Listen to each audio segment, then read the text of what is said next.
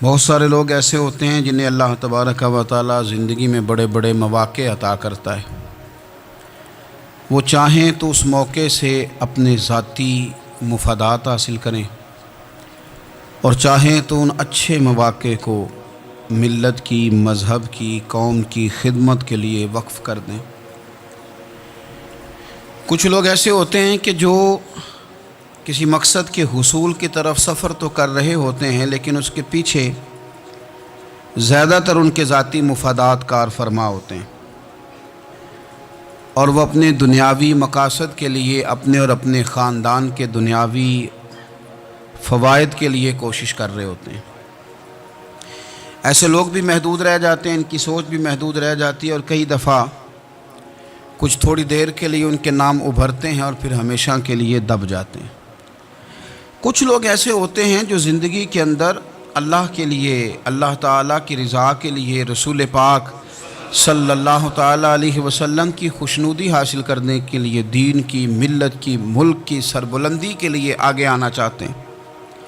میرا رب کریم قرآن مجید سورہ حج میں ارشاد فرماتا ہے کہ الذین ان مکناہم فی الارض، کچھ لوگ ایسے ہیں کہ اگر ہم انہیں زمین میں اقتدار دیں، زمین میں اگر ہم انہیں قابو دیں تو وہ کیا کریں گے؟ اقاموا الصلاۃ و آتوا الزکوٰۃ، وہ نماز قائم کریں گے، زکوٰۃ ادا کریں گے، وامروا بالمعروف، نیکی کا حکم دیں گے، ونہوا عن المنکر، اور لوگوں کو بری باتوں سے منع کریں گے۔ وہ دینی، فکری، اصلاحی انقلاب برپا کر دیں گے، نماز کو عام کریں گے، زکوٰۃ کو عام کریں گے، بھلائی کا حکم دیں گے اور برائی سے منع کریں گے۔ اللہ تبارک و تعالیٰ نے ان لوگوں کو جب اقتدار دیا، وہ کون لوگ تھے؟ سیدنا صدیق اکبر، حضرت فاروق اعظم، سیدنا عثمان غنی، حضرت مولا علی رضوان اللہ تعالیٰ علیہم اجمعین۔ اللہ نے جب ان لوگوں کو اقتدار دیا زمین کے اندر، اللہ تبارک و تعالیٰ نے انہیں نبی پاک علیہ الصلاۃ والسلام کی نیابت کے لیے چنا، تو ان لوگوں نے یہ انقلاب برپا کیا، نمازیں عام ہو گئیں، شوق سے لوگ صدقات و خیرات دینے لگے، بھلائی عام ہوئی، برائی کا کلا کما کیا گیا۔ ہمارے ہاں بھی لوگ احتساب کی باتیں کرتے ہیں، ہمارے ہاں بھی لوگ کہتے ہیں کہ میں رشوت خوری کو، کرپشن کو، ناجائز چیزوں کو ہمیشہ کے لیے جڑ سے اکھیڑ پھینٹوں گا۔ لوگ دوسروں سے مطالبہ کرتے ہیں کہ یہ سارے کام جائز کریں، لیکن خود اس پر عمل کرنے کو تیار نہیں ہوتے۔ یاد رکھ لیں کہ یہ جو احتساب ہے، یہ انسان کی اپنی ذات سے شروع ہوتا ہے۔ آپ جب نظام احتساب دنیا کے اندر مستحکم کرنا چاہتے ہیں تو اس میں پھر آپ کو اپنی ذات کو سامنے پیش کرنا پڑے گا۔ آج ہم بات کرنے جا رہے ہیں سیدنا فاروق اعظم رضی اللہ تعالیٰ عنہ۔ تو جناب عمر فاروق رضی اللہ تعالیٰ عنہ کا جو نظام احتساب ہے، انہوں نے اس کو گھر سے شروع کیا تھا، اپنے آپ سے اس کا آغاز فرمایا تھا۔ ہمارے ہاں یہ ہوتا ہے کہ جس بندے کے اکاؤنٹ میں اچھے خاصے پیسے ہیں، وہ بل جمع کرانے جائے تو اسے لائن میں نہیں لگنا پڑتا، مینیجر صاحب اسے آگے بلا لیتے، تو وہ بعد میں کیا کہہ رہا ہوتا ہے؟ کہتا دیکھو اللہ نے کتنی عزت دی ہے، مجھے لائن میں نہیں لگنا پڑا۔ بھائی لائن میں لگنا تو آپ کا یہ تھا کہ آپ سمجھتے کہ سارے مسلمان ہیں، مومنین ہیں، برابر ہیں، تو میں کسی کو تکلیف میں مبتلا نہ کروں۔ جب آپ آگے چلے گئے تھے تو آپ نے بہت سارے لوگوں کا حق مارا تھا، وہ لائن میں جو لگے ہوئے تھے ان کا وقت لمبا ہو گیا تھا۔ آپ نے تو اپنے آپ کو احتساب کے لیے پیش ہی نہیں کیا، بلکہ آپ نے کہہ دیا کہ جناب میرا تو رتبہ اعلیٰ ہے، لہذا یہ میرا حق بنتا تھا، مجھے تو استحکام ملنا چاہیے تھا۔ یہاں بہت سارے لوگوں نے اپنے حق میں چیزوں کو اور رنگ میں پیش کیا ہے۔ سیدنا فاروق اعظم رضی اللہ تعالیٰ عنہ نے اس نظام احتساب کو اپنے گھر سے شروع فرمایا۔ حضرت عمر فاروق رضی اللہ تعالیٰ عنہ اپنے بچوں سے فرمایا کرتے تھے کہ جب میں حکم لوگوں کو کروں گا نا، اپنی رعایا کو، مسلمانوں کو میں کوئی حکم دوں گا تو تمہیں پہلے اس پر عمل کرنا پڑے گا۔ آپ فرمایا کرتے تھے یاد رکھنا، لوگ تمہیں اس طرح دیکھیں گے، لوگ اس طرح تمہیں دیکھیں گے جس طرح گوشت کھانے والا پرندہ گوشت کو دیکھا کرتا ہے۔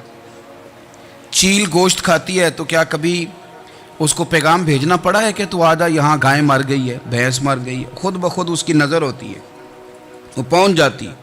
جناب عمر فرمانے لگے میرے گھر والوں، میرے بیٹوں، میری بیٹیوں، میری اہلیہ، لوگ تمہیں اس طرح دیکھیں گے جس طرح گوشت کھانے والے پرندے دیکھتے ہیں، لہذا میں جب کسی کو عمل کروں تو پہلے تمہیں اس پر عمل کرنا پڑے گا جب میں کسی کو حکم دوں۔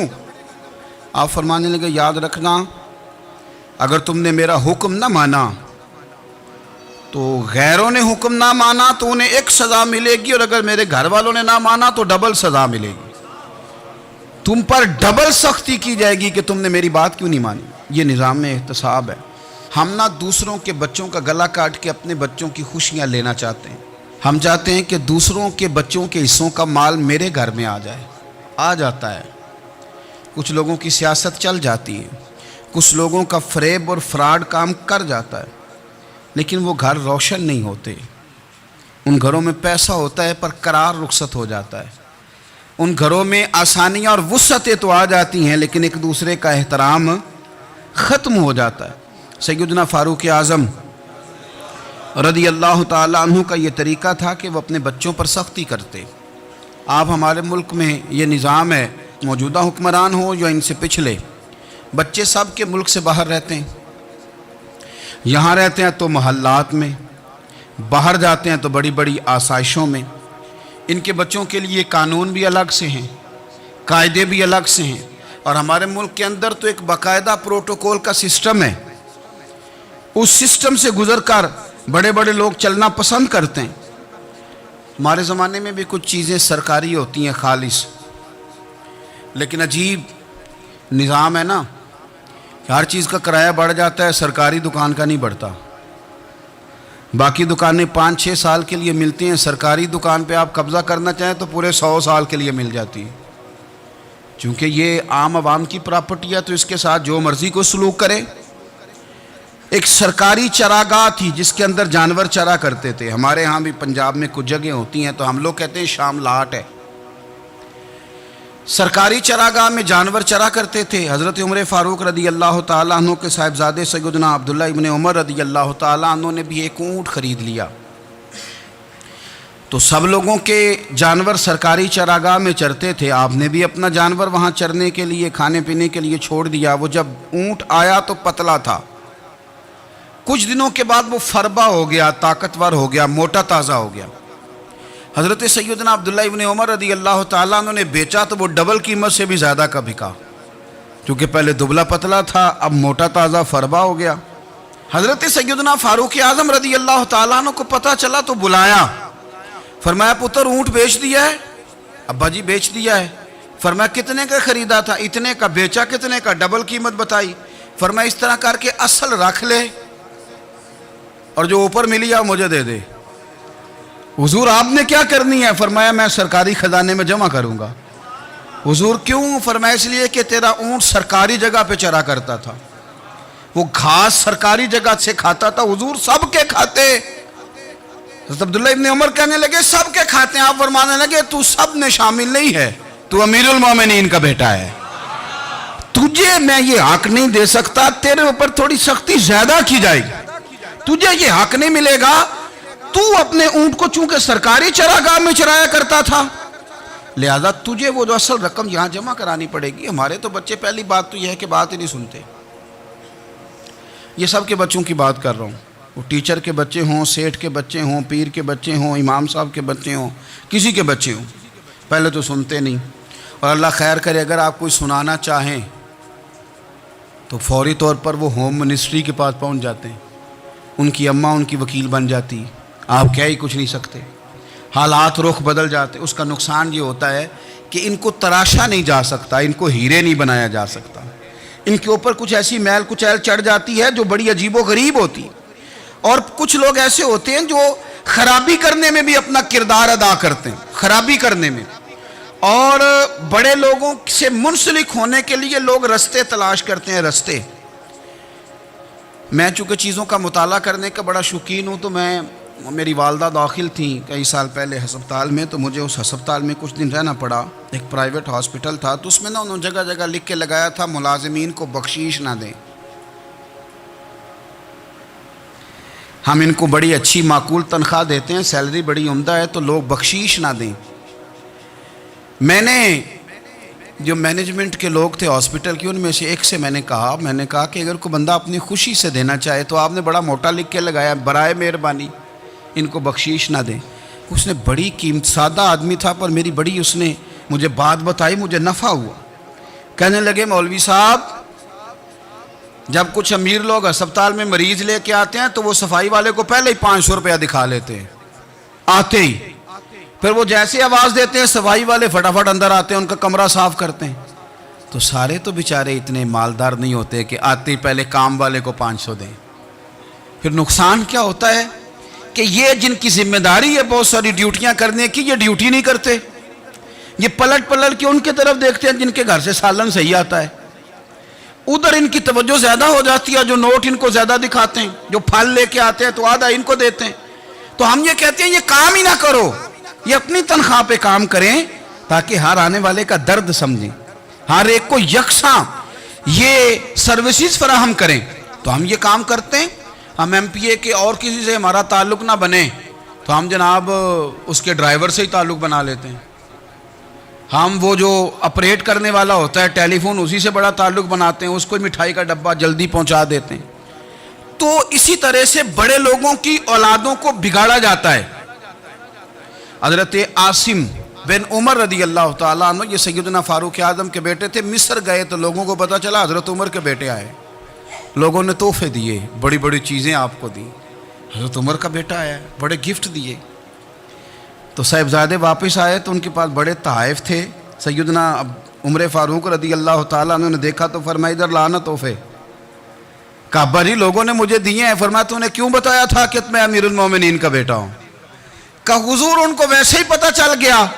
فرمانے لگے پتر یہ تحفے تمہیں اس لیے ملے ہیں کہ تم امیر کے بیٹے ہو، یہ تحفے تمہارا حق نہیں، چونکہ تمہیں اس کرسی کی وجہ سے ملے ہیں اور یہ کرسی مسلمانوں کی ہے، لہذا یہ حق بھی مسلمانوں کا ہی ہے، یہ لا سارے مال غنیمت میں جمع کیے جائیں گے۔ آپ اپنے گھر سے جب احتساب شروع کرتے ہیں، اپنے گھر سے، اور یہ یاد رکھیں یہ جو لوگ آتے ہیں آپ کے بچوں کو نوازنے کے لیے، یہ انہیں خراب کرتے ہیں، بگاڑ پیدا کرتے ہیں، یہ عجیب و غریب سی چیزوں میں مبتلا کر دیتے ہیں، بچوں کا نقصان ہوتا ہے کل کلام۔ پھر جو شاپر اچھا لے کے آئے پیر صاحب کے بچے ذرا اس سے پیار سے ملتے ہیں، نقصان ہو جاتا ہے، یہ دستے نگر ہو جاتے ہیں، یہ لوگوں کی طرف جیتے ہیں، دوسروں پہ ڈیپینڈ کرنے لگتے ہیں۔ حضرت ابو موسیٰ اشعری رضی اللہ تعالیٰ عنہ نے پہلے تو ایک قلین بڑا سونا تھا تو آپ نے حضرت عمر کے گھر بھیج دیا کہ چلو ان کے گھر میں ان کی اہلیہ بچھا لیں گی، کہیں سے تحفہ آیا۔ پھر وہ جس کمرے میں مال غنیمت اور خزانہ رکھا جاتا تھا اس کی صفائی کر رہے تھے تو ایک دینار مل گیا، تو وہ دینار بچے سارے جا رہے تھے تو ان میں سے حضرت عمر کے ایک بیٹے کو چھوٹے کو بلایا اور بلا کے کہا پتر یہ دینار لے لو۔ حضرت عمر نے دیکھا کہ بیٹے کے ہاتھ میں دینار بھی ہے اور گھر میں قالین بھی ہے، ایک موقع پہ وہ قالین گیا، ایک موقع پر بچے کو ایک دینار دیا۔ تو حضرت عمر اپنی اہلیہ سے پوچھنے لگے یہ کہاں سے آیا قالین؟ کہا جناب ابو موسیٰ اشعری رضی اللہ تعالیٰ عنہ نے بھیجا ہے۔ بیٹے سے پوچھا دینار کہاں سے آیا؟ کہا مجھے انہوں نے ہی دیا ہے۔ آپ نے وہ دینار بھی لیا اور قالین بھی لیا اور اس کو لپیٹا اور جناب ابو موسیٰ اشعری کو بلایا اور اتنے سخت ناراض تھے، فرمانے لگے ابو موسیٰ اشعری سے کہنا میرے پاس پیدل آئے، گھوڑے پہ نہ آئے۔ اور جب آئے حضرت ابو موسیٰ اشعری تو جناب عمر اتنے ناراض ہوئے کہ وہ قالین لپیٹ کے تو ان کے سر پہ مار دیا۔ فرمانے لگے پکڑو اپنا دینار، تمہیں پورے مدینے میں میرے بیٹے کے علاوہ کوئی اور نہیں ملے تھا جسے تم خراب کر سکو، میرا پتر ہی ملا تھا بگاڑنے کی، کس نے اجازت دی تم میرے بیٹے کو دینار دو؟ کیوں لائے تم میرے گھر میں قالین؟ حضرت عمر فاروق رضی اللہ تعالیٰ عنہ فرمانے لگے میں زمین پہ سونے کا عادی ہوں، زمین چٹیل بھی ہو تو رب کا بندہ بن کے سوتا ہوں تو اللہ مجھے آرام اور سکون کی نیند عطا فرما دیتا ہے، مجھے تمہارے مخملوں کی اور قالینوں کی ضرورت نہیں ہے۔ احتساب یہاں سے شروع ہوتا ہے بھائی، یہاں ہم نہ اپنے گھر میں بیٹھ کے مایوس باتیں کرتے ہیں، اور فلانے کے بچے کہاں پہنچ گئے، فلانے کے بعد بڑا پیسہ آ گیا، میں کچے مکان میں رہوں، میں یہ کروں، دیکھو مجھے نہیں سہولی۔ یہ تو آپ مایوسی والی باتیں کر رہے ہیں، یہ تو آپ کمزور باتیں کر رہے ہیں، یہ تو اس طرح کی باتیں تو ہارے ہوئے لوگ کرتے ہیں۔ اس طرح کا لب و لہجہ تو ان لوگوں کا ہوتا ہے جو احساس کمتری کا شکار ہوتے ہیں۔ یہ آپ نے کس طرح کا لب و لہجہ، اور اپنے بچوں کو آپ بھکاری بنا رہے ہیں تاکہ دوسروں کو دیکھیں تو مایوس ہو جائیں۔ اٹھ باندھ کمر کیوں ڈرتا ہے، پھر دیکھو خدا کیا کرتا ہے۔ آپ کا جو احساس ہے وہ اتنا خوبصورت ہو، آپ کے لہجے کے اندر اس قدر ٹھہراؤ ہو، آپ کو اطمینان آ چکا ہو، اور آپ کے بچے کبھی بھی کمپیریزن نہ کریں اپنا کسی کے ساتھ، کبھی بھی انہیں کرنے نہ دیں آپ کبھی۔ وہ کبھی یہ بات نہ کریں کہ فلانے زیادہ اچھا کھاتے پیتے ہیں تو ہم کدھر ہیں، کرنے نہ دیں انہیں بتائیں کہ بیٹا اپنی مٹی پہ چلنے کا سلیقہ سیکھو، سنگ مرمر پہ چلو گے تو پھسل جاؤ گے۔ ان کو بتائیں کہ جو تمہارے پاس ہے یہ خدا کا عطیہ ہے، اسی پر تم نے قناعت کرنی کبھی بھی۔ حضرت زید بن حارثہ سے نبی پاک صلی اللہ علیہ وسلم کو بڑا پیار تھا، پھر ان کے بیٹے حضور کے غلام زادے حضرت اسامہ بن زید کے ساتھ بھی حضور بڑا پیار کرتے، لیکن یہ تو مسلمہ حقیقت ہے نا کہ عظمت اور شان تو سیدنا فاروق اعظم کی زیادہ ہے۔ امت کا اتفاق ہے کہ نبیوں کے بعد سب سے بڑا درجہ جناب صدیق اکبر کا، اور پھر اللہ نے مقام عطا کیا حضرت فاروق اعظم کو، یہ بڑے لوگ تھے۔ ایک دفعہ مال تقسیم ہو رہا تھا تو حضرت عمر رضی اللہ تعالیٰ عنہ نے نا حضرت اسامہ بن زید کو 4000 دینار دیے اور اپنے بیٹے عبداللہ ابن عمر کو 3000 دینار دیے۔ تو حضرت عبداللہ ابن عمر گھر جا کے کہنے لگے ابا جی اسامہ میں وہ کون سی خوبی ہے جو میرے اندر نہیں، اور اسامہ کے باپ میں وہ کون سی خوبی ہے جو آپ کے اندر نہیں۔ تو حضرت عمر کی عاجزی دیکھیے، حالانکہ بالاتفاق دنیا جانتی ہے کہ جناب عمر فاروق رضی اللہ تعالیٰ عنہ افضل ہیں، پھر بھی پتہ اپنے بیٹے سے کیا کہتے ہیں، فرماتے ہیں وہ سن یار وہ خدمت گزار ہیں نبی پاک کے، وہ بھی حضور کے گھر میں ڈیوٹی کرتے، نوکری کرتے، اور ان کے بیٹے بھی حضور کی نوکری کرتے، یہ خدمت گزار ہیں۔ فرمانے لگے اگر تو نے پوچھ لیا تو سن، پھر میری تو رائے یہ ہے کہ تیرے سے زیادہ اسامہ بن زید حضور کی نظر میں پیارے ہیں، اور اسامہ کا باپ تیرے باپ سے زیادہ نبی پاک کا پیارا ہے۔ کوئی کمپیریزن کرنے نہیں دیا، بچوں کو کسی ایسی جگہ کھڑے ہونے نہیں دیا، فرمایا یہ وجہ ہے، یہ انداز ہے کہ تو زیادہ پیارا ہے۔ حضرت عمر فاروق رضی اللہ تعالیٰ عنہ پسند نہیں کرتے تھے، ذرا برابر بھی پسند نہیں کرتے تھے کہ کوئی شخص اور مال آتا تو اپنے رشتہ داروں کو نوازنے سے بچتے۔ مال غنیمت آتا ہے نا، ہمارے ہاں تو اللہ خیر کرے جب کوئی بندہ کونسلر بنتا ہے، چیئرمین بنتا ہے، تو ٹھیکہ کس کو دیتا ہے؟ کوئی چلو بھتیجا مل جائے، کوئی بھانجا مل جائے، کوئی چھوٹا بھائی، اسے بھی کام مل جاتا ہے ساتھ۔ نوازنے پہ لوگ آتے ہیں تو وہ تلاش کرتے ہیں کہ کہاں کہاں کو میرا ہے، وہ ٹینڈر ہی ان کے نام کے پاس ہوتے ہیں جن کی طرف ذرا نظر کرم زیادہ ہوتی۔ حضرت عمر فاروق مال تقسیم کر رہے تھے تو بیٹی آگے کہنے لگی ابا جی رشتہ داروں کا بھی حق ہوتا ہے، آپ سب کو دیتے ہیں، آپ کے قریب ہی نہیں آتے۔ تو حضرت عمر فاروق نے کیا لفظ کہے، کیا حقیقت ہے، کیا حسن ہے، فرمانے لگے پتر یہ مال تیرے باپ کا نہیں مسلمانوں کا ہے، جب تیرے باپ کا ذاتی مال ہوگا تو اپنے رشتہ داروں کو دے گا، یہ مسلمانوں کا مال ہے، یہ اسی حساب سے تقسیم ہوگا جو عدل کا حساب ہے، جو ترازو ٹھیک ہے۔ فرمایا تو مجھے یہ مشورہ نہ دے، یہ مسلمانوں کا مال۔ یہاں سے نظام احتساب شروع ہوتا ہے، یہاں سے انسان آگے بڑھتا ہے، اور پھر کوئی تکلف نہیں کسی پر حضرت عمر کا، کوئی چھوٹا ہے یا بڑا ہے۔ حضرت ابو سفیان رضی اللہ تعالیٰ عنہ سردار رہ چکے ہیں مکے کے، بڑے آدمی، لیکن نظام احتساب میں کوئی چھوٹا بڑا نہیں ہوتا۔ حضرت عمر فاروق مکہ مکرمہ گئے تو لوگوں نے کہا حضور جناب ابو سفیان نے نا گلی میں پتھر رکھے اور بہت سارے لوگوں کو رستوں میں تکلیف ہو رہی ہے، تو حضرت ابو سفیان رضی اللہ تعالیٰ عنہ سے بھی لوگ کہہ دیتے تو وہ بھی اٹھا دیتے، لیکن لوگوں نے چونکہ وہ سردار تھے، بڑے تھے، تو لوگوں نے ان سے کہا نہیں۔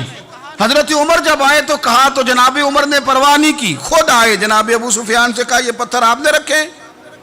کہا حضور ہاں۔ فرمایا یہ بھی اٹھائیے، یہ بھی اٹھائیے، یہ بھی اٹھائیے۔ جب وہ اٹھا رہے تھے تو حضرت عمر کہہ رہے تھے شکر نہیں اللہ کا کہ عمر کہہ رہے ہیں اور ابو سفیان مانتے جا رہے ہیں، شکر نہیں۔ یہ نظام احتساب ہے کہ بڑا ہو یا چھوٹا ہو، اس کو یہ حق حاصل نہیں ہے کہ مسلمانوں کو وہ کسی تکلیف میں کسی بھی صورت میں مبتلا کرے، کہیں بھی کسی جگہ بھی۔ اس کو یہ والی اجازت نہیں۔ حضرت سیدنا عمر فاروق رضی اللہ تعالی عنہ۔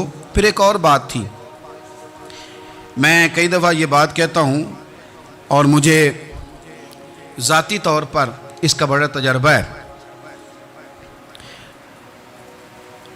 کچھ لوگ نا خوشامد پسند ہو جاتے ہیں، بڑی عمدہ تعریف کرتے ہیں، اوئے ہوئے ہو پول باندھتے ہیں پورے، آپ کے پاس آئیں گے تو کہیں گے جناب آپ سے زیادہ اچھا بندہ ہی کوئی نہیں، تو وہ نا آپ سے کام نکلواتے ہیں۔ پھر وہ کسی دوسرے کے پاس جاتے ہیں تو اسی طرح کا رویہ وہ دوسروں کے ساتھ کرتے ہیں۔ یہ عام لوگوں میں بھی مرض ہوتا ہے، عام لوگوں میں بھی۔ اور بادشاہ ہو بندہ اگر، پھر تو اس کا دل کرتا ہے میں اگر بادشاہ سلامت ہوں تو دو چار بندے دیہڑی پہ رکھ لوں پر میری تعریف ضرور کریں۔ پابندی ہوتی ہے، لوگ یہ کام بڑے شوق سے کرتے ہیں۔ اور شیخ سعدی فرمایا کرتے تھے لکڑی کو گھن کھا جاتی ہے اور بڑے لوگوں کو خوشامد کھا جاتی ہے خوشامد۔ حضرت عمر فاروق رضی اللہ تعالیٰ عنہ اس معاملے میں بھی بڑے مضبوط تھے۔ ویسے مجھے اور آپ کو اچھا کون لگتا ہے؟ ہماری غلطیاں بتانے والا؟ ہمارے ایسا فرمایا کرتے تھے اپنے دشمنوں کی باتوں پر بھی غور رکھو، تمہارے دشمن تمہیں نکھار دیتے ہیں، تمہارے اندر جو کوتاہیاں ہوتی ہیں وہ تمہیں پتہ چل جاتی ہیں کہ یہاں میری اصلاح ہو رہی، ان پر غور کرو وہ کیا کہتے ہیں۔ حضرت عمر فاروق کی تعریف کی ایک بندے نے، کمال تعریف کی، وہ اس کا خیال تھا کہ رزلٹ بڑا شاندار آئے گا، بادشاہ کی تعریف ہوتی تھی تو پھر تھیلی جاتی تھی اشرفیوں کی، کمال رزلٹ آئے گا۔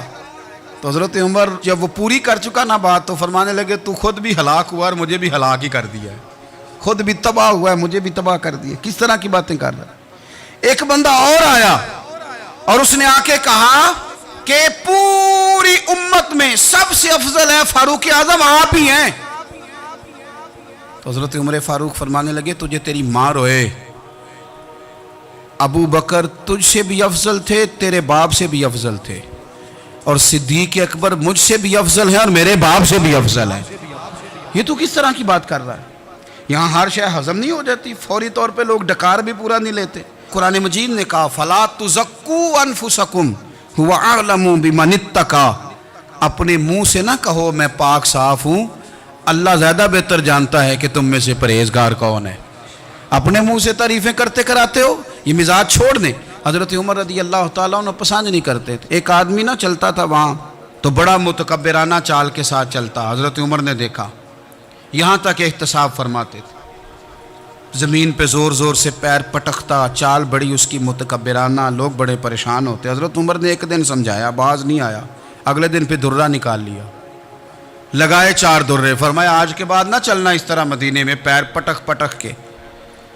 اس وقت تو اسے غصہ لگا، لیکن کچھ دیر کے بعد نا جب غصہ اترا تو حضرت عمر کے پاس آیا، کہنے لگا حضور اللہ آپ کا بھلا کرے، آپ نے درے نہیں مارے، آپ نے تو شیطان بھگا دیا جو میرے ساتھ چمٹا ہوا تھا، چمٹا ہوا شیطان آپ نے مجھ سے بھگا دیا ہے۔